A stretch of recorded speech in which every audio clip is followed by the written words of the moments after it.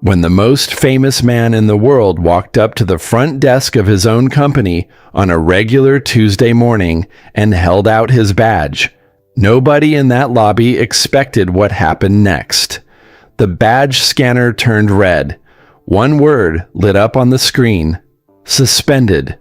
And a 26-year-old security guard named Marcus Webb, a young man with a baby daughter at home and rent due in 11 days, stood up from his chair, looked Elon Musk directly in the eyes, and told the founder of SpaceX, the man whose name was on every wall and every legal document in that building, that he was going to have to leave. The whole lobby went silent. A woman near the coffee machine froze with her cup halfway to her mouth. Nobody moved. Nobody breathed. And Elon Musk, the richest man alive, just stood there and stared at Marcus with an expression that nobody in that room could quite read. He did not argue. He did not raise his voice. He did not call a lawyer or pull out his phone or demand to speak to someone in charge. He simply turned around, walked back through those glass doors, and went and sat alone on a concrete parking block in the California sun with a pigeon near his shoe and a phone in his hand. What nobody in that lobby knew, what Marcus did not know, what even most of the people inside that building did not know, was that someone had been working in secret for 6 months to make sure Elon could never walk back in. Someone trusted. Someone who had been there for 11 years. Someone who brought homemade cookies to meetings and remembered every single person's birthday and smiled at everyone she passed in the hallway. And the plan she had built was so careful and so quiet and so perfectly constructed that it had already convinced 3 board members, a company lawyer, and 1 scared young accountant to help her pull it apart from the inside. What happens next will change everything. For Elon, for Marcus, and for a secret buried so deep inside that building that when it finally comes to light, it will make you rethink every single thing you thought this story was about. Stay with us for the whole video, because the ending is not what anyone expected. And once you hear it, you will not forget it. The glass doors of the SpaceX building in Hawthorne, California, opened the same way they always did, smooth and quiet, like they had 1,000 times before. The California morning sun was already bright and warm. It hit the polished steel walls and bounced off the clean white floors inside. Workers in blue lanyards moved quickly through the lobby. Someone was laughing near the coffee machine. A phone rang at the front desk. A door beeped open somewhere down the hall. It was a Tuesday. It looked like every other Tuesday. Nothing about that morning felt different until the man walked in. He was tall. He wore a plain black t-shirt and dark jeans. No tie, no name tag, no security team behind him, no assistant walking 2 steps to his left with a tablet. His hair was a little messy, like he had run his hands through it too many times in the car. The skin under his eyes was dark and heavy, the kind of dark that only comes when a person has not truly slept in days. He carried no briefcase, no folder. He had nothing in his hands at all. He just walked in, slow, steady, like a man who had walked through these doors 1,000 times, because he had. He crossed the lobby floor and stopped at the front desk. The young man sitting behind that desk was named Marcus Webb. He was 26 years old. He had been working this job for exactly 3 months and 4 days. He had a round, kind face and careful eyes that took in everything, the kind of eyes that noticed details without making people feel watched. He was good at his job. He took it seriously. He had a baby daughter at home named Lily, who was 8 months old and had just started laughing at the ceiling fan. He had a wife named Tamara, who packed his lunch every morning and always put a little handwritten note inside the bag. He had rent due in 11 days. He had a family who needed him to keep this job. And he had rules. Clear rules. Rules he had read, studied, and promised to follow.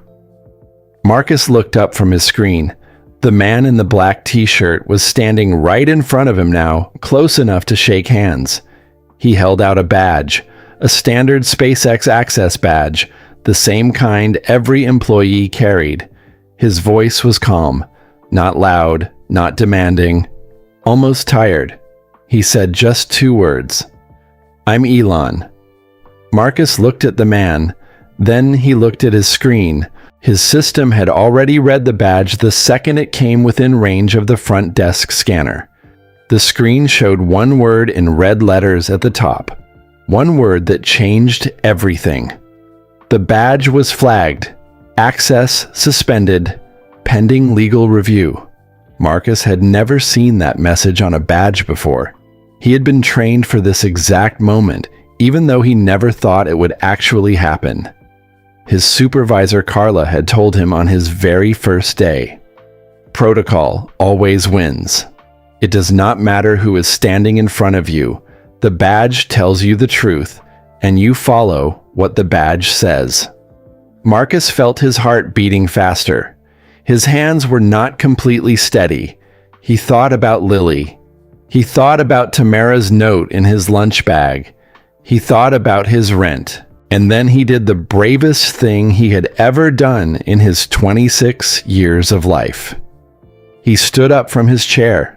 He straightened his back. He looked Elon Musk, the man who had built this building, who had built this company, who had put a car in outer space, directly in the eyes. And he said, "Sir, I'm going to have to ask you to leave." The whole lobby stopped breathing.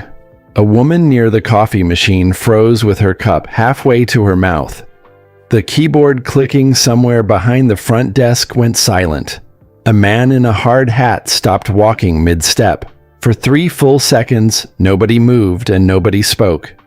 The only sound in that entire building was the quiet hum of the air conditioning above their heads. Elon Musk stood very still. He did not raise his voice. He did not pull out his phone. He did not say a single word. He just looked at Marcus Webb with an expression that was not anger and not surprise. It was something else, something that looked, if you watched closely enough, almost like the beginning of respect. And in that silence, in that one impossible, frozen moment, a clock started ticking on a secret that had been buried deep inside this company for 6 long months. A secret that would change everything for Marcus, for Elon, and for every single person inside that building who thought they were safe. But to understand why any of this happened, why a man would walk into the building he built and get turned away at the door, why a secret had been growing in the dark for 6 months, why everything came to a boil on that quiet Tuesday morning, you have to go back. You have to go all the way back to a boy sitting alone on the floor of a small bedroom in Pretoria, South Africa, reading a book about rockets by the light of a lamp because the rest of the house had already gone to sleep. Elon was 9 years old the first time he read about space travel. Not a picture book, not a comic. A real thick, heavy book with small words and long paragraphs about how rockets were built and what it would take to leave Earth and go somewhere else. Most 9-year-olds would have put that book down after 2 pages. Elon read it 4 times. He read it until the spine cracked and the cover bent. He read it until he had questions that the book could not answer. So he found another book, then another, then another after that. His father was a man named Errol. Errol was smart in his own way, but cold in a way that left marks. Not always the kind of marks you can see, the kind you carry inside and feel on the days when you really need someone to tell you that you are enough. Errol did not say those words, not often, not easily. The house on those days felt like a room with no windows. Everything was fine on the outside and hollow on the inside. Elon learned very early how to live inside his own head, how to build whole worlds in there. How to make the inside bigger than the outside. His mother May was different. May had fire in her in a quiet way. The kind of fire that does not roar but never goes out no matter how hard the wind blows. She worked. She always worked. She did what needed to be done, and she did not complain about it in front of her children. She would come home tired and still sit at the kitchen table and ask Elon what he had learned that day. And Elon always had an answer. He always had 3 answers. And she would listen to all of them with her full attention, like each one mattered, because to her, they did. School was not easy for him the way people might imagine. When most people think about a future billionaire as a child, they picture a popular kid with all the answers in class and all the friends at lunch. Elon was not that. He was quiet in a way that made other kids uncomfortable. He corrected things. Teachers, textbooks, other kids, not to be cruel, but because wrong things genuinely bothered him the way a rock in a shoe bothers a person. He could not leave the wrong thing alone. That trait would one day help him build a rocket company. In 6th grade, it just got him punched. There was a group of boys at his school, 5 of them, led by a large kid named Cobus who wore the same gray jacket every day and had a laugh that sounded more like a bark. Cobus and his friends had decided early that Elon was a good target. Too quiet, too smart, too easy to get a reaction from. They called him names in the hallway. They knocked books from his hands. One afternoon, they cornered him near the back stairwell and shoved him down a full flight of concrete steps. Elon hit the bottom hard. He lay there on the cold floor and looked up at the ceiling and blinked. His lip was bleeding. His elbow was torn. His shirt was ruined. He did not cry in front of them. He saved that for later when he was alone. When May saw his face that evening, she cleaned the cuts and held his chin in her hand and looked at him with those calm, steady eyes of hers and said, "What are you going to do about it?" Not in a hard way. In the way of a woman who already believed her son had an answer, she just wanted to hear him say it out loud. Elon thought about it for a long time. Then he said, "I'm going to make something so good that they'll want to be near me instead." May pressed her lips together. She nodded once, slowly, the way people nod when they hear something that they already knew was true, but needed to hear spoken. She did not make it a bigger moment than it was. She just said, "Good, now eat your dinner." He taught himself to code at 12. Not from a class, not from a teacher, from a book he bought with his own saved money. Within weeks, he built a small space shooter video game, nothing fancy, just pixels and movement on a green screen, and sold it to a computer magazine for $500. He was 12 years old, and he had just sold something he had built with nothing but his own mind. He looked at that check for a long time before he cashed it, not because of the money, because of the proof. Proof that the thing inside his head could become something real in the world, that the distance between an idea and a real thing was just work, just time, just refusing to stop. He carried that belief across an ocean. He carried it through years of near failures and empty bank accounts and people telling him, kindly, carefully, with all the right reasons, that what he was trying to build was impossible. When he started SpaceX in 2002, serious aerospace engineers, people with careers and credentials and everything to lose, laughed. Some of them laughed to his face. A few of them said it in the newspapers. Private rockets, they said, were a fantasy. NASA had spent billions getting it right, and even they had disasters. What made one man from South Africa think he could do it in a warehouse in California? Elon heard all of it. He listened to every word. And then he went back to work. Because Elon Musk had always known one thing about himself that his enemies never seemed to learn no matter how many times he showed them. He did not fight back with anger. He did not fight back with noise. He fought back the same way he always had, by building something so undeniable that the argument simply stopped being an argument, by making the impossible land on a launch pad and fold its legs down and sit there while the world stared at it with its mouth open. That was the man who had walked into the SpaceX lobby on that Tuesday morning. That was the man Marcus Webb had asked to leave. And that was the man who was now sitting outside, alone on a concrete parking block in the California sun, with a pigeon near his shoe and a phone in his hand, about to make one phone call that would remind him exactly who he was. But before that call happened, before Elon pressed a single button on that phone, something else was already moving inside the building he had just been removed from. Something quiet, something careful, something that had been moving for 6 months without making a single sound loud enough for anyone to notice. And it had a name. Her name was Priya Nolan. She was 44 years old, and she had worked at SpaceX for 11 years.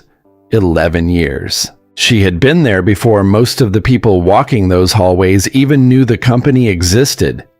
She had been there when the third rocket failed to launch, and the whole team sat together on folding chairs in a dark room in silence, because nobody had the words. She had been there through the winds and the near disasters and the long stretches in between where nothing worked and everyone was tired, and people started quietly wondering if this was all a beautiful mistake. Priya had stayed. Through all of it, she had stayed. She was not flashy. She did not wear bold colors or walk into rooms with the kind of energy that made heads turn. She wore her dark hair pulled back tight every single day, not one strand out of place. The way a person keeps things neat when neatness is how they stay in control. She had sharp eyes that missed nothing, and a smile she wore like a uniform.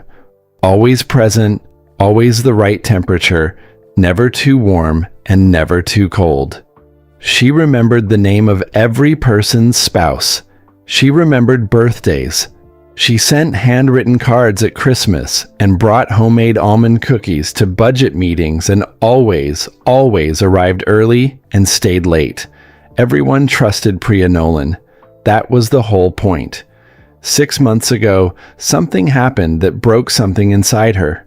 Quietly, in a way she did not fully let herself see at first. There had been a senior leadership meeting, a private one, behind closed doors with no outside guests, the kind of meeting where the real conversations happened.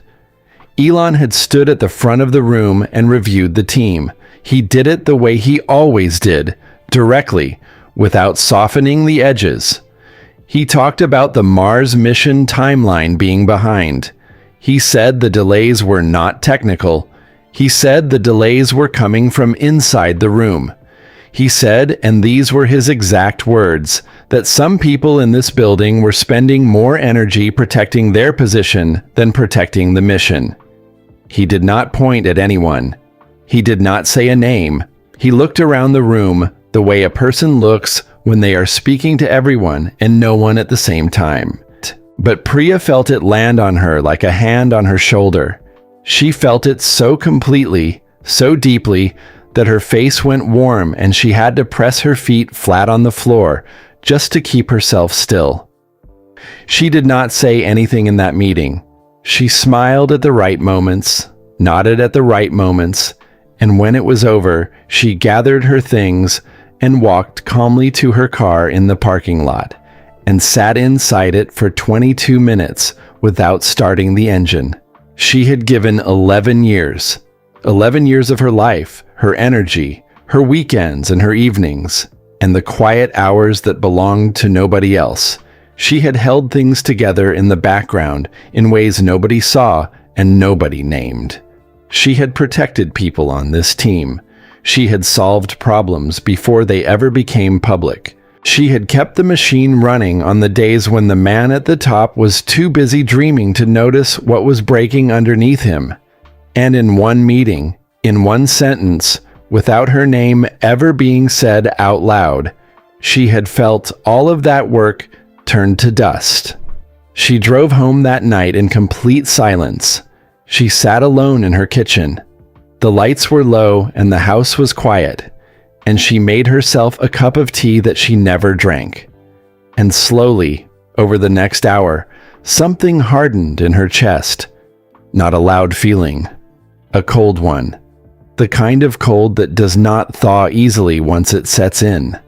She told herself she was doing the right thing. She would tell herself that every day for the next 6 months, and she would believe it more on some days than others. She was going to build a case, a legal case, one that showed the board that the financial decisions being made at the top of this company were reckless, that the mission to Mars was a vanity project dressed up as a vision, that SpaceX needed steadier hands, experienced hands, grounded hands, hands that understood that a business was not a dream, it was an operation, and operations needed rules that even the founder had to follow. The first person she brought into her plan was a young accountant named Devin Reese. Devin was 28 years old, very thin, always in shirts one size too big, with a nervous habit of clicking his pen when he was anxious and a bank account that had been in bad shape for over a year since his mother got sick, and the medical bills started arriving like letters from a country he never wanted to visit. Priya had watched Devin for weeks before she approached him. She had noticed how he flinched at certain conversations, how he nodded a little too quickly when managers walked past, how he stayed late, not out of passion, but out of fear, afraid that leaving on time would make someone think he was not needed. Devin was a young man who needed something to hold on to. Priya gave him a number that made his hands shake and a task that she described very carefully as a simple adjustment. Just a few small figures in 3 financial reports. Just enough to raise a question. Just enough to make a pattern appear where a pattern would be useful. Devin said no twice. The third time, he said yes, and he hated himself the second the word left his mouth. With those 3 altered documents and a company lawyer named Harlan Voss, a thin, cold man in expensive shoes who had built a career out of making large problems quietly disappear, Priya had enough to trigger a formal financial review. The review meant Elon's internal access badge was suspended while the investigation was open. All by the book, all perfectly official, all completely invisible to anyone who was not looking for the seams. She had not planned for Elon to walk in that morning. She had not imagined, not even once, that the most famous and most driven man in the world would simply pull on a black t-shirt, drive himself to work, and walk through the front door alone with no warning and no words, and nothing in his hands except his own name. And now, as she sat at her desk on the 4th floor with a folder of documents in front of her and a cup of coffee going cold at her elbow, her phone buzzed with a message from Harlan Voss. 4 words. She read them once, then she set the phone face down on the desk. She pressed her fingers flat against the surface. She breathed in slowly through her nose. Outside in the parking lot, on a concrete block in the sun, Elon Musk was scrolling through his contacts. He passed over lawyers. He passed over board members. He passed over executives and engineers and old friends who had money and power and the right connections. He kept scrolling until he found the name he was looking for, the one name that had never let him down, the one voice that always told him the truth, even when the truth was hard. He pressed the green button. It rang once. It rang twice. And on the second ring, Mae Musk picked up. "Hi, baby." Her voice was the same as it had always been, warm and steady and a little bit like sunlight coming through a window on a cold morning. 76 years old, and it still sounded like home. Elon closed his eyes for 1 second. Just one. Then he told her everything. He told her about the badge, about Marcus standing up behind that desk with his hands not quite steady, but his voice completely firm, about the red letters on the screen, about the silent lobby and the frozen faces, and the woman near the coffee machine who had stopped breathing for 3 full seconds. He told her all of it in the flat, factual way he told most things, laying the details out in a line the way you lay out tools before you begin work. He did not make it dramatic. He did not need to. The facts were dramatic enough on their own. When he finished, there was a pause on the line. Not an uncomfortable pause. The kind of pause that means the person on the other end is actually thinking instead of just waiting for their turn to talk. Then May laughed. It was a real laugh, full and warm and completely without cruelty. The kind of laugh that could only come from a woman who had watched her son almost lose everything 4 separate times and had never once stopped believing the story would turn out right.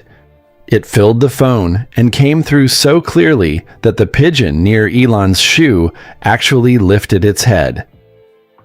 "Elon," she said when the laugh had settled, "do you remember when you were 9 years old and those boys at school took your lunch?" He was quiet. "Every single day for a whole month, they took it. Every day you came home and you were hungry, and I could see it on your face, but you never said a word about it because you didn't want me to worry." She paused. "Until one afternoon, I finally asked you. And I said, 'What are you going to do about this?' And do you remember what you told me?" The parking lot was very quiet around him. A truck moved slowly past the far end of the lot. The California sun sat fat and bright above the building that had his name on the legal paperwork and someone else's lock on the door. "I said I was going to make food so good they'd want to eat with me instead," Elon said. His voice was lower now, quieter. "That's right," May said. "You never fought with fists. Not once. Not ever. You always fought by making the thing in front of you so undeniable that the argument just fell apart on its own." Another pause, shorter this time. "So what are you going to make, baby?" Elon did not answer right away. He sat with the question the way you sit with something heavy that you are deciding whether to carry or set down. The pigeon had moved 3 inches closer to his shoe. He looked at it without really seeing it, what his mother had just done, without a single piece of advice, without a single instruction, without telling him what to do or who to call or what move to make next, was hand him back the thing that had been taken from him that morning. Not his badge, not his access, not his building, herself, his own answer. The one that had always been inside him since he was a hungry 9-year-old boy who decided not to fight back with his hands. He said, "I love you, Mom." She said, "I know. Now go build something." He sat on that parking block for 4 more minutes after the call ended. He did not move. He did not call anyone else. He just sat there in the sun with his phone resting on his knee and something shifting slowly behind his eyes. The way ice shifts in early spring, not breaking yet, just beginning to change. The pigeon walked in a small circle near his foot and then flew away. Then Elon opened the Notes app on his phone. No lawyer, no press release, no angry message to a board member, just a blank white screen and a blinking cursor. And he started to write. Small, clean bullet points, each one careful, each one quiet, each one pointing like an arrow toward the one thing Priya Nolan had never once stopped to consider. That the man she was trying to move out of the way was not the kind of man who needed a building to build something. He just needed a direction. And now, sitting on a concrete block in a parking lot with the California sun on his face and his mother's laugh still warm in his ear, he had one. Inside the building, on the 4th floor, Priya Nolan's coffee had gone completely cold. She had not touched it. She was staring at the window.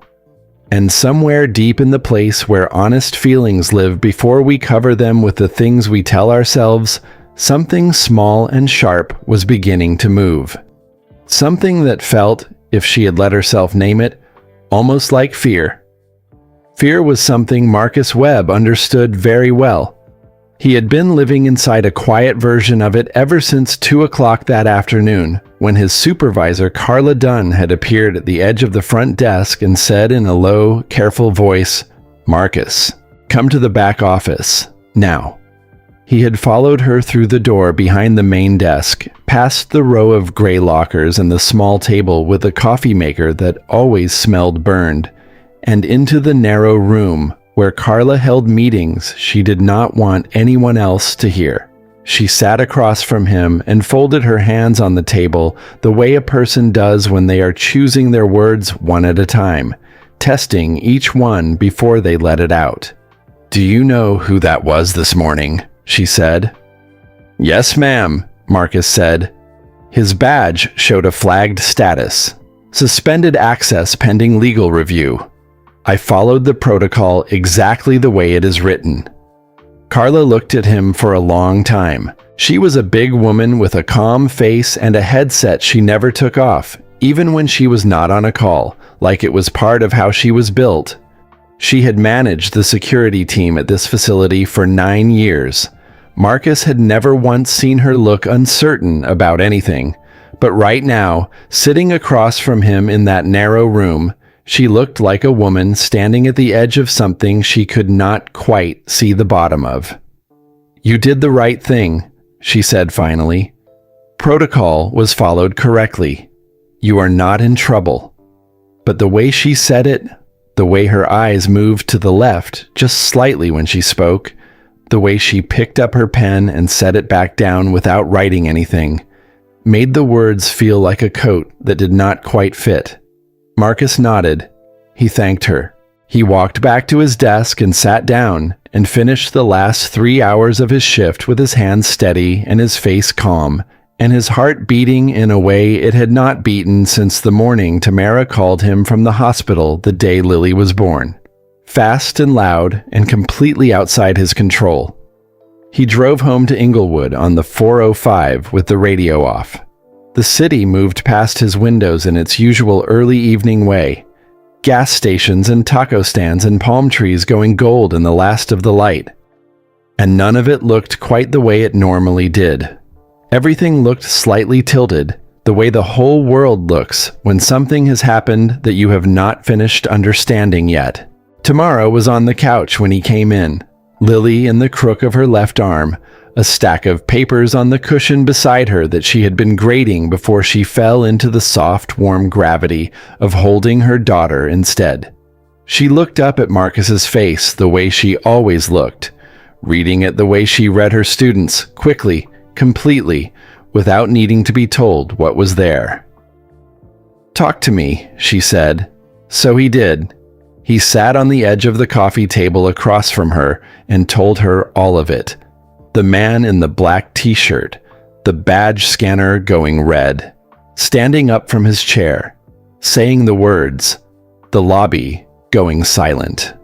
Carla's careful eyes in that back room, all of it. He laid the whole story out in the open between them, the same way he had been turning it over inside himself all the way home. Tamara listened without interrupting. She was a middle school teacher, and she had learned long ago that the most important part of listening was not the words you said back, but the space you held open while the other person was still finding theirs. She waited until Marcus had gone fully quiet. Then she shifted Lily gently to her other arm and looked at her husband with the kind of steady, clear eyes that had made Marcus fall in love with her in the first place. "The right thing doesn't always feel safe, baby," she said, "but it's still the right thing." Marcus let out a long, slow breath. Something loosened in his chest that had been tight since 2 in the afternoon. He made dinner. They ate together at the small kitchen table with Lily in her bouncy seat between them, doing the thing she had recently discovered she could do, kicking her feet in a fast, happy rhythm for no reason at all except that she was alive and it felt good. Marcus watched her do it and felt something settle in him. The tightness did not disappear completely, but it moved over enough to make room for something warmer. He could not sleep. By 2 in the morning, he was still on his back in the dark, staring at the ceiling the way you stare at something when you are not really looking at it, but your eyes need somewhere to go while your mind keeps turning. Tamara was breathing softly beside him. Lily was quiet in her room. The apartment made its small nighttime sounds. The refrigerator hum, a car outside, the building settling. Marcus had replayed the moment at the front desk so many times by now that he could feel it in his body. The way you feel, a song you have heard too many times. Not in your head anymore, but somewhere underneath your skin. Then his phone buzzed on the nightstand.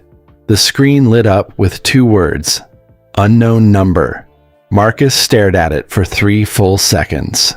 In those 3 seconds, his mind ran through every reasonable explanation. A wrong number, a spam call, a robocall trying to sell him something at 2 in the morning, and dismissed all of them because something at the back of his neck told him this was none of those things. He picked up. The voice on the other end was calm, unhurried, direct in the way of a person who had thought carefully about what they wanted to say before they said it. There was no greeting, no small talk, just words, landing one at a time with clean, quiet weight. "This is Elon. I heard you're the guard who stopped me today. I need to tell you something about why your badge scanner showed what it showed, and I need to know, if you're willing, whether you want to understand what is really going on inside the building you are protecting." The room was completely still. Beside him, Tamara stirred without waking. Lily made one small sound in the dark, the soft, shapeless sound babies make in the deepest part of sleep when they are perfectly safe and perfectly held. Marcus sat up slowly in the dark. He pressed the phone against his ear. His heart was doing that thing again, fast and loud and completely outside his control. But this time, it felt different. This time, it felt less like fear and more like the moment just before something important begins. He took one breath. Then he spoke the 4 words that would change the shape of everything that came after. "Yes, tell me everything." Elon talked for 41 minutes. Marcus listened to every single word. He told Marcus things that no press release had ever said and no board meeting had ever written down. He explained the financial review, what it was, where it came from, who had triggered it, and why the numbers in those 3 altered documents looked just wrong enough to raise a flag but just subtle enough that a tired reviewer might not catch the seam. He spoke about Devin Reese without anger, not as a criminal, but as a young man who had been scared and offered something he should never have been offered. He spoke about Harlan Voss in the clipped, precise way you speak about a tool being used for the wrong purpose. And he spoke about Priya Nolan the way you speak about a problem you have enormous respect for. Carefully, seriously, without a single word wasted. He told Marcus one more thing. 8 weeks ago, Devin Reese had made a mistake. A small one, the kind that happens when a person is rushing at midnight and their hands are tired and their mind is somewhere else entirely. He had copied Elon's personal assistant, a woman named Sandra who had worked for Elon for 7 years and had a memory like a filing cabinet and a loyalty that had never once wavered, on an internal email that was never meant to leave Priya's circle. Sandra had flagged it immediately. She had forwarded it to Elon with 3 words in the subject line, "You need this." That email was the thread, and Elon had been pulling it very carefully ever since. He told Marcus all of this, not because Marcus was a lawyer or an investigator or someone with the power to fix anything from a security desk. He told him because of something specific, something Elon had quietly confirmed before he ever picked up the phone. In the 11 weeks since Devin had altered those documents, 2 people inside that building had noticed small inconsistencies in the reports and flagged them internally through the proper channel. Both flags had been quietly closed before they reached anyone with real authority, The system was being managed, but one person had not filed a report. One person had simply started paying closer attention, had begun arriving a few minutes earlier than usual, had started watching the small things, the timing of badge entries, the pattern of certain people's movements through the building, the way certain conversations stopped when certain people walked into a room. That person had noticed without being asked to notice, and had kept his observations to himself because he did not yet know what they added up to. That person was Marcus Webb, and Elon had seen the building's internal observation logs. He knew, when Elon finished talking, Marcus sat in the dark for a moment without speaking. Then he said, "What do you need from me?" "Nothing dangerous," Elon said. "Nothing outside your job. I need you to keep doing exactly what you're already doing. Arriving early, watching carefully, writing down what you see. Dates, times, names. Nothing dramatic. Just the truth.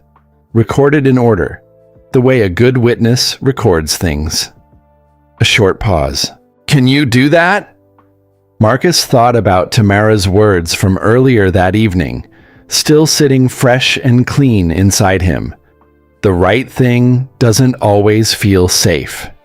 He thought about Lily's feet kicking in the dark of her room, full of trust and warmth, and the complete belief that the world around her was being held by someone steady. "Yes," he said, "I can do that." He got up from the bed as quietly as he could and went to the kitchen. He opened the drawer beside the refrigerator where Tamara kept the spare pens and the takeout menus and the small things that accumulate in a home the way honest daily life accumulates.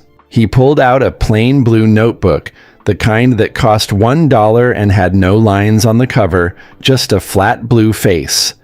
And he sat down at the kitchen table in the low amber light above the stove. He opened to the first page. He wrote the date at the top right corner, small and clean. Then he wrote a name, then a time, then one careful sentence describing exactly what he had seen that day and when he had seen it. Then he turned the page and started on the second entry. Outside, the city was quiet. Somewhere down the street, a dog barked once and went silent. The refrigerator hummed. The building settled. And in that small kitchen in Inglewood, under a dim, warm light, a young man with a baby daughter and a blue notebook was beginning to build something that no badge scanner could flag and no legal review could suspend. A record so clean and so careful and so completely honest that when the time came for it to matter, it would be impossible to argue with. 3 blocks away, on a different street in a different kind of quiet, Devin Reese was also awake.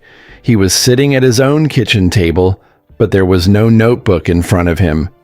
Just his hands, flat on the table, and the sound of his own breathing, and the particular heavy silence of a person who made the wrong choice for the wrong reasons, and has not yet found a way to put it down. He was thinking about his daughter. Her name was Grace. She was 4 years old. And lately, when she looked at him with those big, open, trusting eyes, Devin had been finding it harder and harder to look back. Grace had a way of tilting her head to one side when she was thinking hard about something. She did it when she was trying to decide which color crayon to pick. She did it when she was listening to a story before bed. She did it the morning after Devin's long sleepless night, when she padded into the kitchen in her yellow socks and found her father already sitting at the table, still in the same clothes he had worn the day before, and she tilted her little head and looked at him with those clear, open eyes and said, "Daddy, did you sleep?" Devin looked at his daughter for a long moment. He felt something move through him that was too large and too honest to swallow back down the way he had been swallowing things for 6 months. "Not really, baby," he said. She climbed up into the chair beside him, settled herself carefully, and reached across the table and put her small hand on top of his. She did not say anything else. She just left her hand there, warm and certain, the way children offer comfort, without condition, without explanation, without needing to understand the details of what is wrong. Just present, just steady, just there. Devin stared at that small hand on top of his for a long time. Then he got up, went to his room, opened his laptop, and began to write an email he had been composing in his head since the night he said yes to Priya Nolan and hated himself the second the word left his mouth. He wrote it slowly, carefully. He deleted it twice and started again. He did not make excuses. He did not ask for anything. He simply described, in plain and exact language, what he had done and why he had done it, and who had asked him to do it. He attached the original, unaltered versions of the 3 financial reports, which he had saved, out of some quiet instinct he had not fully understood at the time, in a folder on his personal hard drive the same night he made the changes. He had not known why he saved them then. He knew now. Some part of him had always known this moment was coming. Some part of him had been preparing for it the whole time. He sent the email to George Takahara, the one board member whose name Elon had mentioned to Marcus as the single person on that board still worth trusting. A quiet man, a serious man, a man who ran a children's literacy nonprofit in his spare time because he believed, genuinely and without performance, that the most important thing you could give a child was the ability to read their own story. Devin pressed send at 6:47 in the morning. Then he closed the laptop and went and made Grace her breakfast. Scrambled eggs, the way she liked them, soft and not too brown. He put a small pile of blueberries on the side of the plate because she liked the way they rolled. She ate with both hands and talked about her friend at nursery named Bee, who had a dog named Potato. And Devin listened to every single word and laughed at the right places and felt, for the first time in 6 months, like the man his daughter believed him to be. At 7:02 in the morning, George Takahara read Devin's email twice, forwarded it to 2 people he trusted completely, and picked up his phone. At 7:09, Elon Musk was already in his car. At 7:11, he sent a single text message to 3 people: Rita Chaudhry in Houston, Ben Okafor at NASA, and Sal Ferretti, the forensic accountant who had once told Elon in 2008 that he had exactly 6 days before SpaceX ran out of money and had stayed up for 4 straight nights helping him find a way to survive them. The text said, "Today. Are you ready?" All 3 replied within 4 minutes. All 3 said the same thing: yes. At 7:14 in the morning, a black car pulled into the SpaceX parking lot in Hawthorne, California. The door opened. A tall man in a plain black t-shirt stepped out into the bright morning sun. He was not alone this time.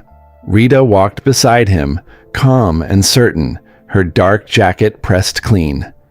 Ben was on his left, quiet and steady, the kind of steady that comes from a person who has spent years making sure things that travel at 17,000 miles per hour do not fall out of the sky. Sal carried a sealed manila envelope in both hands, like a man who understood the exact weight of what he was carrying. The 4 of them crossed the parking lot together. Their footsteps were unhurried. Their faces were still, and in Elon's jacket pocket, riding along so small it barely made a shape in the fabric, was a plain blue notebook that Marcus Webb had passed to him in the early hours of that morning through a car window on a quiet street. 31 days of careful, dated, perfectly honest observations written in small clean handwriting, every single page signed at the bottom with Marcus's full name, because a person who writes the truth signs their name to it. The glass doors of the SpaceX building slid open the same way they always did, smooth and quiet, like they had 1,000 times before. And standing at the front desk, pressed collar, shined shoes, blue lanyard straight, was Marcus Webb, who had arrived 40 minutes early and had been waiting exactly as long as it took for this moment to come. He looked at Elon. Elon looked at him. No words passed between them. None were needed. Marcus picked up his phone and made 3 calls, one after the other, the way a person makes calls when they have been thinking about exactly what to say for a very long time. He called Carla. He called the head of HR. And he called the direct desk number of George Takahara, who picked up on the first ring because he had been expecting it, and said simply, "I know, I'm already in the elevator." Upstairs, on the 4th floor, Priya Nolan walked through the door at 8:30 in the morning carrying her tote bag and her coffee, exactly as she had done nearly every working day for 11 years. She came through the lobby with the measured, unhurried step of a person who believes the ground beneath them is solid. She passed the front desk without looking at it directly. Then something made her stop, a feeling more than a sound. The particular quality of a silence that is not empty, but full. Full of people who are waiting, who already know, who have already decided. She turned. She saw Elon. She saw Rita and Ben and Sal. She saw the envelope. She saw George Takahara stepping out of the elevator with his phone in his hand and an expression on his face like a man who has just read something he cannot unread and does not intend to pretend otherwise. And she saw Marcus Webb standing at the front desk exactly where he had been standing 48 hours ago when he told the richest man in the world to leave. The whole lobby held its breath for the second time in 3 days. And this time, when the silence broke, it broke not with an argument or a confrontation or a raised voice of any kind. It broke with Priya Nolan walking quietly to a lobby chair, setting her coffee carefully on the floor beside her feet, sitting down and folding her hands in her lap. She did not speak. She did not reach for her phone. She did not look at Harland Voss's number in her contacts. She just sat. And in that sitting, in that stillness, was something that everyone in that lobby recognized without being able to name it. The particular, exhausted quiet of a person who has been carrying something very heavy for a very long time and has just, finally, set it down. The hours that followed were long and technical and full of the kind of careful, deliberate work that does not make for dramatic stories, but makes for honest ones. George Takahara called an emergency session of the board that lasted from 9 in the morning until well past noon. Harland Voss arrived at 11 with a leather briefcase and left at 12:45 without it, his face the particular gray color of a man who has just watched every card in his hand become worthless at the same time. Devin Reese sat in a small conference room on the 2nd floor with a company HR representative and told the whole story from beginning to end in a voice that was quiet and completely steady. The voice of a person who has made peace with the cost of telling the truth and is paying it anyway. The original unaltered financial reports, pulled from Devin's hard drive, were reviewed by Sal Ferretti inside of 2 hours. Sal had seen every kind of financial misdirection in his career, and he had a particular gift for finding the exact seam where something real became something constructed. He found it. He documented it. He signed his name to every page. By 4 in the afternoon, it was done. Not loudly, not publicly, not in a way that would fill news feeds or run across the bottom of television screens in bright red letters. It was done the way most true things get done, quietly, carefully, by people sitting in rooms making hard decisions and then writing those decisions down and signing their names to them. Priya Nolan left the building at 4:17. She did not make a statement. She carried her tote bag, and she held the door for a young engineer who was coming in as she was going out, the way she always had, because some habits are so deep they survive even the largest moments. She walked to her car. She sat inside it. And this time, unlike that evening 6 months ago when she had sat in a parking lot and let something cold and hard set in her chest, she did not feel cold. She felt empty in the way that a room feels empty after you have finally moved all the furniture out, cleared and very still, and full of a kind of space she did not yet know what to do with. It was almost 5 o'clock when Elon came back to the front lobby one final time. The building was quieter now. The day shift people were leaving in ones and twos, and the evening light through the glass front of the building was the long golden kind that makes everything look softer than it is. Marcus was still at his desk. He had been there since 6:40 in the morning, and he was tired in the particular way of a person who has done something genuinely hard and is only now beginning to feel the weight of it in their body. Elon walked up to the desk and stopped. He did not have anything in his hands. No envelope, no phone, no notebook, just himself, in the same black t-shirt he had been wearing since Tuesday morning, standing in front of the same desk he had stood in front of 48 hours before, when a young man with a flagged badge scanner had told him he had to leave. He looked at Marcus for a moment. Then he said something that Marcus had not expected. Not a thank you. Not a well done. Something smaller and more precise than either of those things. He said, "You stopped me the day I needed to be stopped." Marcus looked up from the desk. "Sir, if you had let me in that morning, on instinct, on my name alone, because of who I am, I would have walked in there and done it all wrong.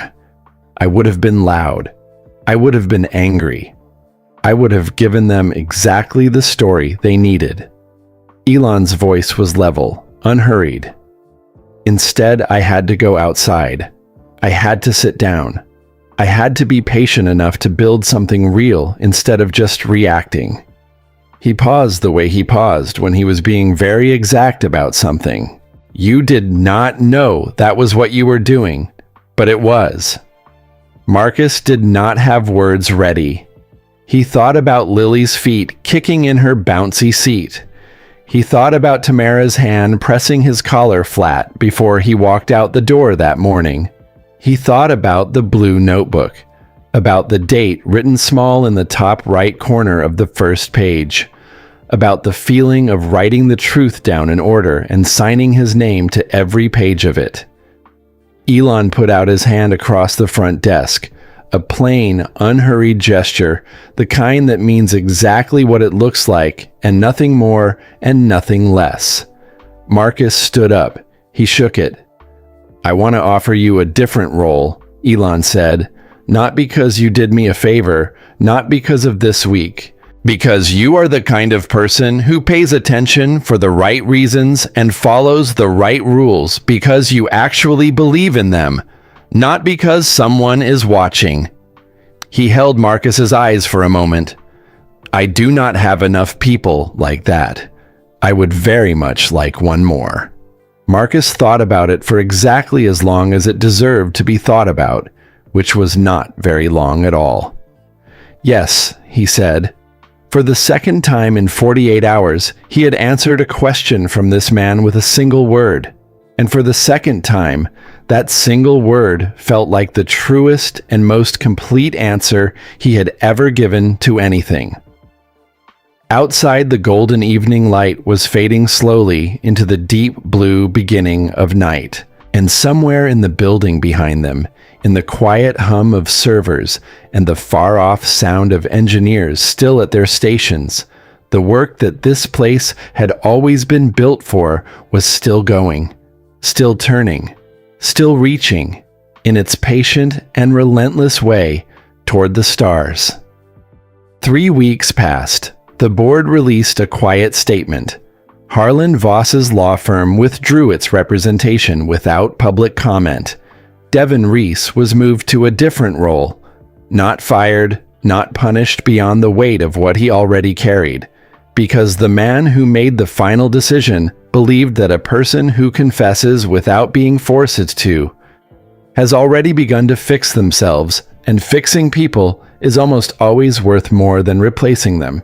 The news cycle did what news cycles always do: circled, buzzed, moved on to the next bright thing.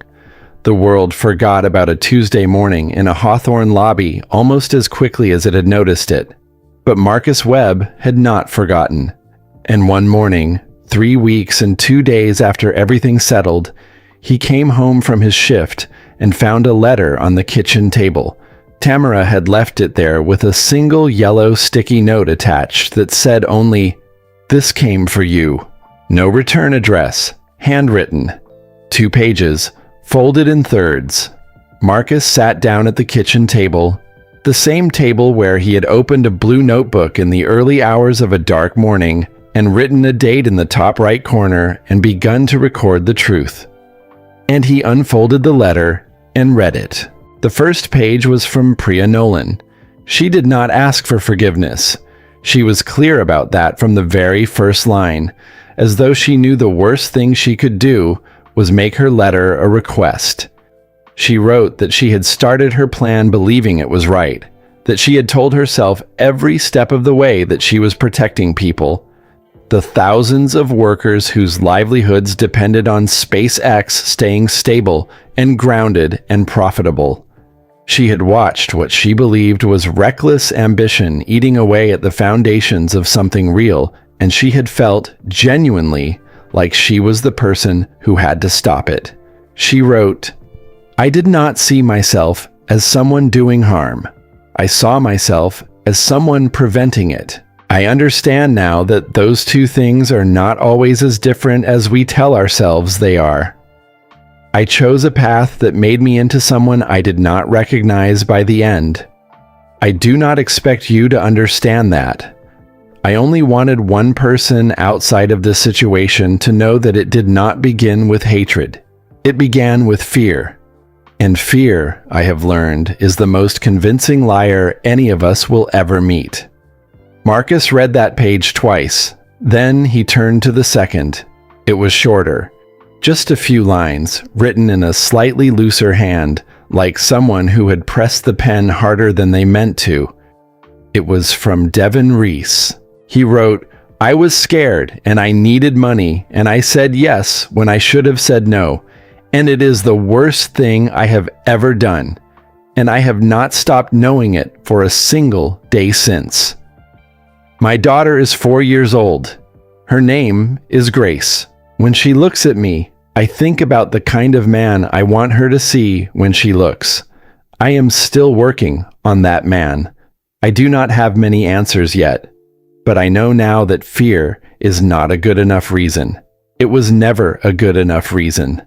And I think on some level, I always knew that, which is maybe the hardest part of all."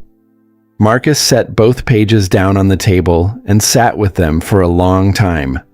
The kitchen was quiet. He could hear Lily in her room making the soft sounds she made when she was waking up from her afternoon nap. Not crying, just finding her voice, feeling out the edges of the world.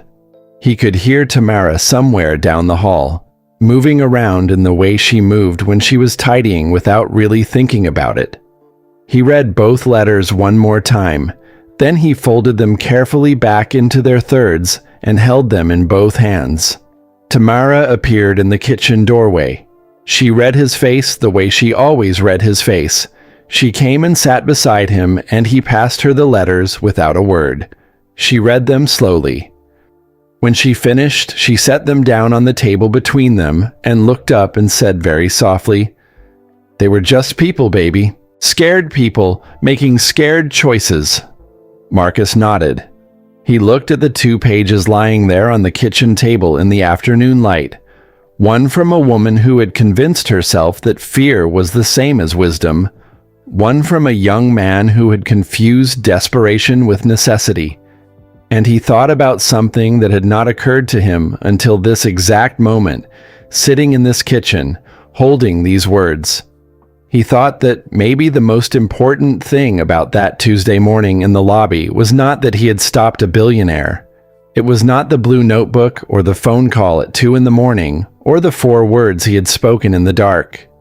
maybe the most important thing was something quieter than all of that. Maybe it was simply this, that by slowing everything down, by holding the line, by doing the one small honest thing his job asked him to do, he had given every single person in that building, Elon, Priya, Devin, himself, just enough time to choose who they actually wanted to be, and most of them, when it came to it, when the moment finally arrived and the choice was real and the cost was clear, most of them had chosen better than fear. That felt, sitting in a small kitchen in Inglewood with 2 letters on the table and his daughter's voice coming softly down the hall, like something worth holding on to. 9 months later, on a clear Thursday night in Boca Chica, Texas, a SpaceX rocket stood on its launch pad in the dark and waited. The sky above it was enormous and full of stars. The kind of sky you only see far from cities, where nothing interrupts the dark and the dark gives everything back. The air smelled like salt and something electric. A crowd of engineers and scientists and workers stood in clusters around the control center, some with coffee, some with their arms folded tight against the night chill, all of them with their eyes on the same point of light at the top of that tower. Elon stood inside the control room. He had his arms at his sides and his eyes on the main screen, and he did not say a single word for the 2 full minutes before ignition. The people around him knew this about him, that before a launch he went somewhere else inside himself, somewhere quiet and very far away. And the people who knew him best had learned to leave that space alone. Marcus Webb stood 3 feet to his right. Different badge now, different lanyard, different title on his ID card, but the same pressed collar, the same steady eyes, the same way of standing that said, "I am here, and I am paying attention, and I am not going anywhere." Tamara had ironed his shirt that morning the same as always. She had kissed him on the forehead the same as always. And she had held Lily up at the window of their kitchen and pointed south toward Texas and said, "Your daddy helped do that," even though Lily was now 10 months old, and understood everything and nothing at the same time, and mostly just reached her fat little hand toward whatever light was brightest. In Houston, in the front room of a small apartment filled with students' papers and textbooks, and a coffee mug that said, "World's okayest professor," Rita Chaudhry sat cross-legged on her couch with a laptop open and her hand pressed flat over her mouth because that was the only way she could keep herself from making a sound that was too big for the room. In a NASA break room in Florida, Ben Okafor stood alone in front of a wall-mounted television with his arms folded and his chin up and a look on his face that his colleagues would have recognized immediately as the look he got when something went exactly right. On his couch in a city 3 time zones away, Sal Ferretti sent Ben Okafor a single text message. 1 word, "Yes." Ben read it and smiled and did not reply, because some things do not need a reply. And in a tidy apartment in a quieter part of the city, Devin Reese sat on the floor with his daughter Grace in his lap, her small back against his chest, both of them watching the launch on a tablet propped against the coffee table legs. Grace had her head tilted to one side, the way she did when she was thinking very hard about something. She watched the rocket and the fire and the slow, enormous rise of it into the dark sky, and she said in the particular serious voice of a 4-year-old who has decided something important, "It's going all the way up, Daddy." Devin pulled her a little closer. "Yeah, baby," he said. "It is." The rocket cleared the tower. The crowd outside erupted. The sound rolled across the flat Texas land and out over the water and up into the sky, and kept going in the way that big true sounds keep going long after the moment that made them has passed. Inside the control room, when the numbers came in clean and the trajectory locked and the screens filled with green, Elon turned to Marcus and said, in a voice too low for anyone else to hear. "You know what's on that rocket?" Marcus shook his head. "Seeds," Elon said. 12 varieties, enough to start a garden on Mars. He looked at the screen for another moment. Because if we ever get there, and we will get there, the first thing we are going to need to learn is how to grow something. Marcus looked at the screen where the rocket had been. Just the sky now. Just the dark and all those stars, and somewhere up there, rising through the black at 17,000 miles per hour, 12 small packets of seeds going quietly and determinedly on their way. He thought about a Tuesday morning, a flagged badge, a lobby going silent, a man sitting on a parking block in the California sun, a pigeon, a phone call, a notebook with a dollar face and no lines, a daughter's voice coming down a hall, 2 letters folded in thirds on a kitchen table. All of it, every ordinary, frightened, brave, human piece of it, adding up somehow to this moment, this sky, these seeds heading toward a place no garden had ever grown before. He did not say any of that out loud. He just stood in the warm noise of the control room with his collar pressed flat and his eyes on the sky, and let the feeling of it be as large as it actually was. Outside, the rocket had become a bright point of light moving steadily across the stars. Then it became a smaller point. Then it became nothing you could see at all, just the sky, full and dark and endlessly patient. The same sky it had always been, waiting the same way it had always waited for the next thing human beings were brave enough and stubborn enough and foolish enough to send up into it. And if you are the kind of person who watched this story all the way to the end, who sat with Marcus in that lobby and walked with Elon across that parking lot and read those 2 letters on that kitchen table, then you already know that the most important launches are never really about the rocket. They are about every ordinary choice made by every ordinary person in every ordinary moment that somehow, quietly, without anyone planning it that way, bent the whole long story towards something worth reaching for. If this story moved something in you, share it with someone who needs to hear it today. Because the world has enough fear already. And what it needs more of is people like Marcus Webb, standing up behind their desks, doing the right thing, and signing their name to every page of it. Before you go, drop a comment right now and tell us where in the world you're watching from. We read every single one, and it always makes our day to see how far these stories travel. If this story moves something in you, hit that like button. Because every tap helps us reach one more person who needs to hear something good today. Subscribe to this channel and turn on the bell so you never miss a story. We are here every week with real moments that remind us what people are truly made of when it counts. And if you are ready for another story that will leave you feeling the same way this one did, click on the video on your screen right now. We will see you there.